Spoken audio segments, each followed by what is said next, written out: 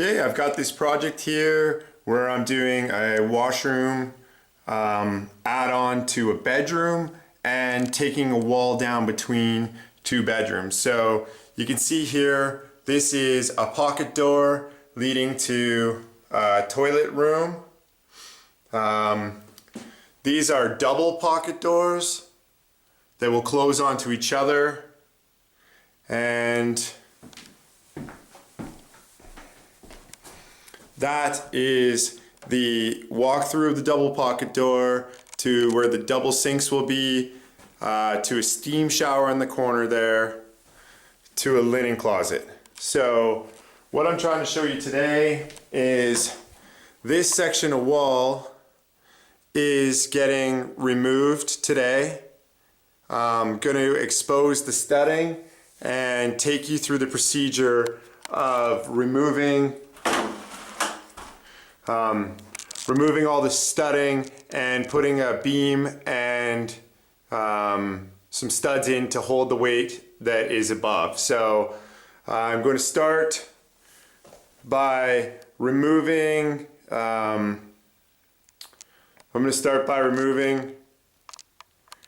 all the drywall from both sides to the exact size that I'm going to, just so that I can assess what's going on from there.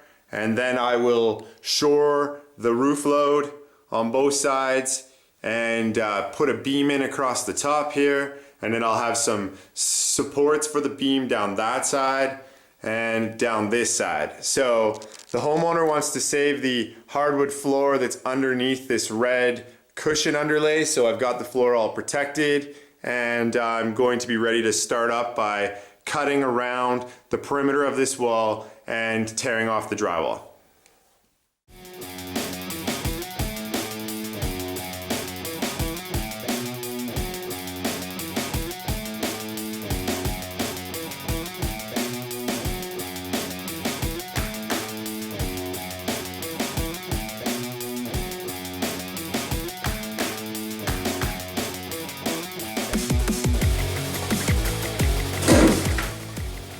Looks like the old drywallers left the scrap drywall right inside the walls here. So I'm gonna get a little bit more garbage than I anticipated for.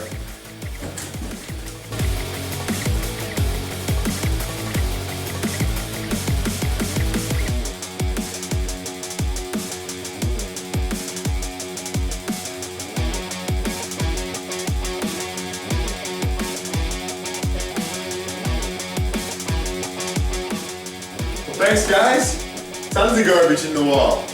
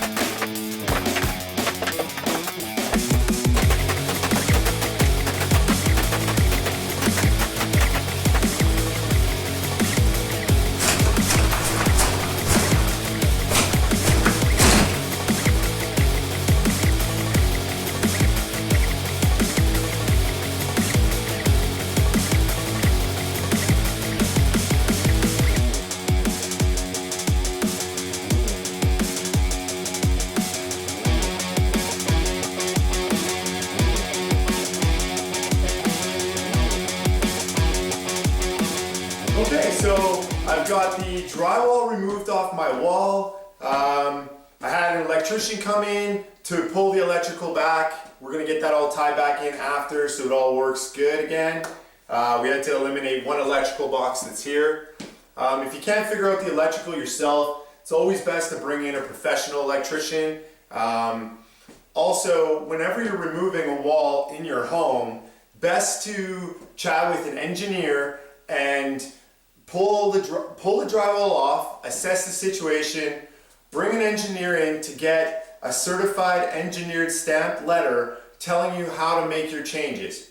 Now, in my situation, I went to the attic. I could tell that there was nothing bearing down on this wall, so it was pretty easy for me to decide that it's a non-weight, load-bearing wall from the roof.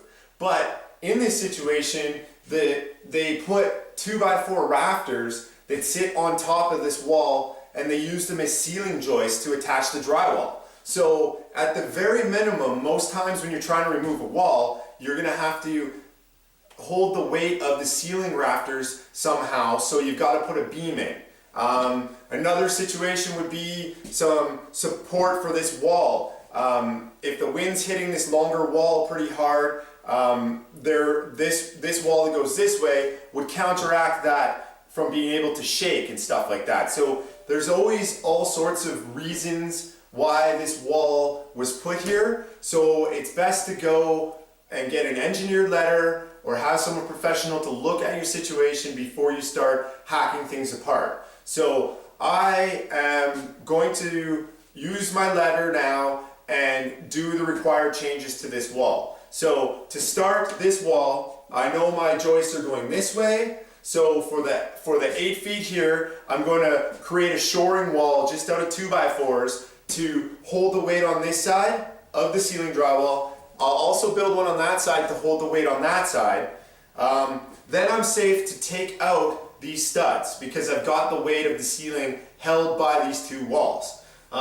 Once the studs are removed, my engineer has spec'd engineered Paralam beam that I will put back in here, and I'm going to use these existing studs because they've already shrunken the wall and they are part of the house. I'm going to use those studs to be the new supports under the beam, and once I've got the new beam in and the studs in, then I can remove the walls and everything's good. So just to recap on things, if you're going to remove a wall in your house, you're definitely going to need to bring in an engineer to have a look at it and get that engineered letter. No time should you really remove a wall without that. Another thing is, if you clearly know that there's heat pipes in the wall, cold air returns, things like that, those are really hard to reroute unless you have access to down below where they would be coming from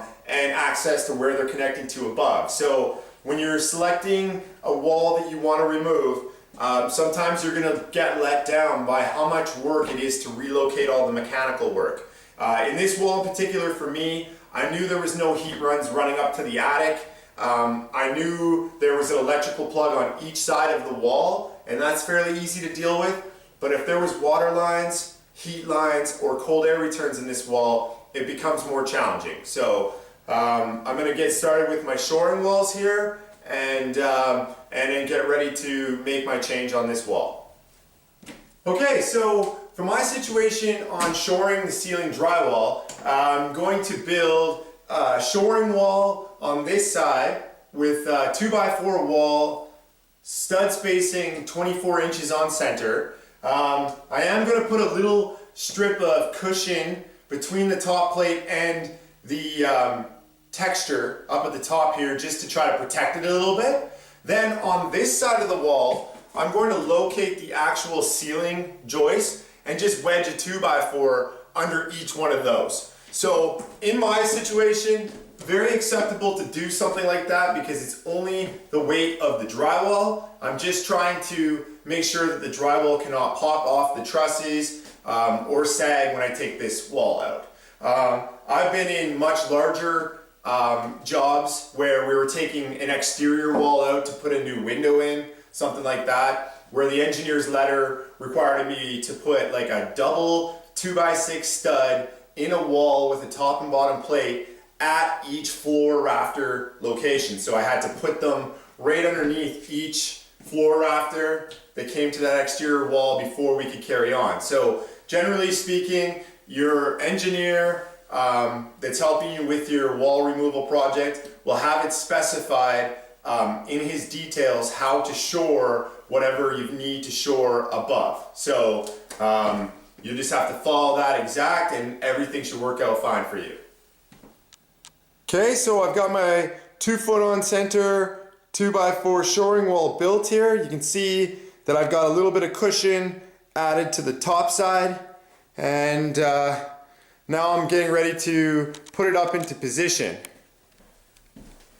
Okay, with this wall being built to the exact height, there's going to be a situation when I try to pop it up into place, it's going to rub a lot sooner. So I'm going to kink this wall out of square, bring my top up into the position I want, but have my bottom way to the right.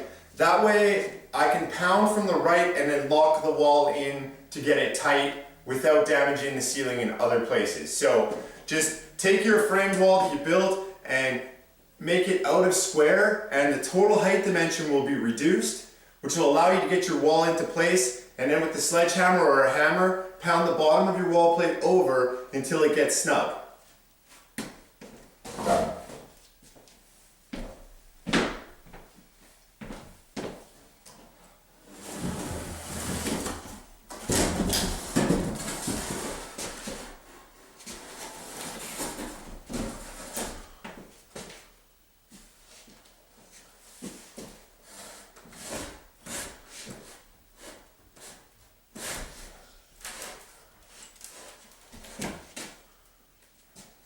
Okay, you can see that my shoring wall is a good 8 inches away from the wall at the bottom, but it's tight at the top.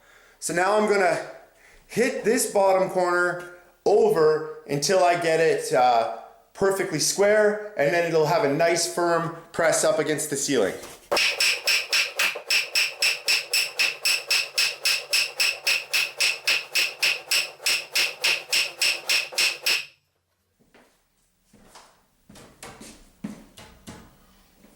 Okay, it's looking nice and solid.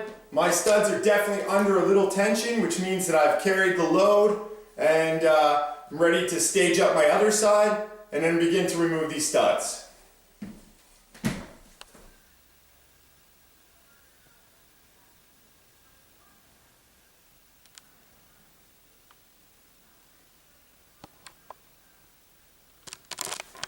Okay, you can see here I've got my shoring wall in, and I've got another method here where I've got an individual stud pushed up underneath the ceiling joists that are up across there. So I feel with both these methods I have the weight of the drywall sufficiently removed off the actual wall studs that are in here. Now I'm going to proceed by cutting the bottom of the nails that are on the wall studs with my reciprocating saw and pull these studs out.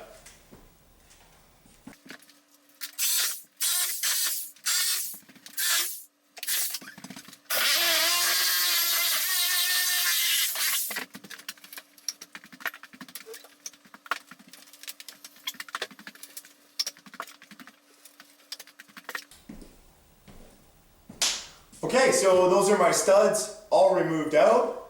Now my plan is to use 2 of the existing studs on each side as the cripple studs, or the studs that are going to hold the weight of the new beam, and then 1 more king stud that will go from the bottom plate all the way to the top plate. So in this situation, this is I'm going to leave the 2 top plates of the wall in there, and my beam is going to go up underneath that. Now, if you want to remove those 2 top plates, that's usually going to require you to go up into the ceiling and recess a beam and use joist hangers to hang the roof load off of that. So it's a much tougher install, and most people just do it this way where you've got a beam that's exposed, a little drop beam. So anyways, I'm going to use my pliers and cut these nails off the top so that my new beam can go up underneath. I'm going to do some calculations to cut my old studs to the new heights that I need, and then I will show you guys how to place in the new beam and remove your shoring walls.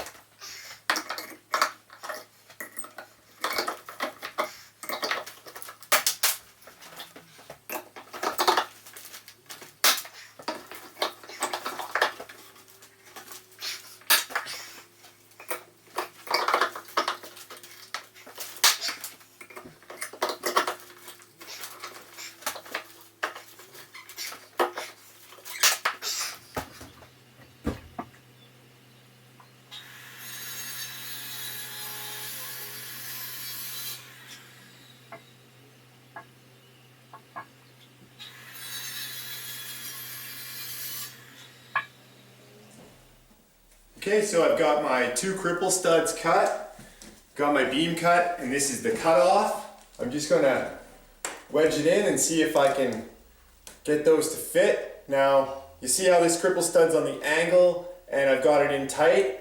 That's what I want, because then I'll pound this in and it'll for sure press the beam up tight to the bottom plates, or to the top plates that are up there. So you can see here that I've got a perfect cut on these cripples that when the beam goes in, I'll just have to pound these in and then we should have a nice, secure, tight fit.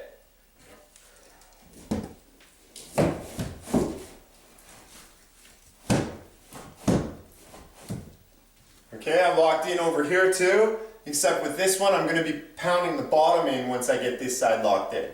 So my procedure is going to be slide this beam into this side first, then lift that side up, wedge the cripple underneath of it, and then pound it in to make it all tight.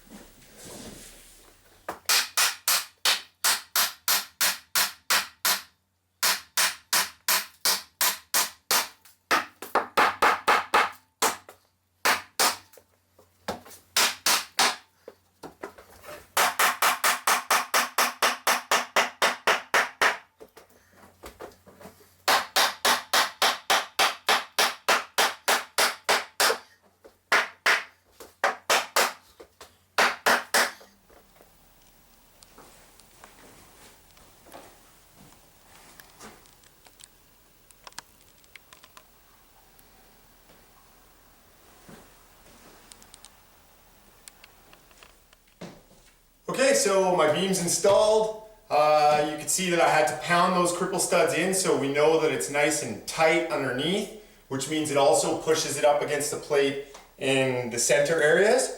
Now I'm just going to use some screws, screw into the beam to fasten it down, screw into the bottom plate with the cripple studs, and then I can begin to remove my shoring walls.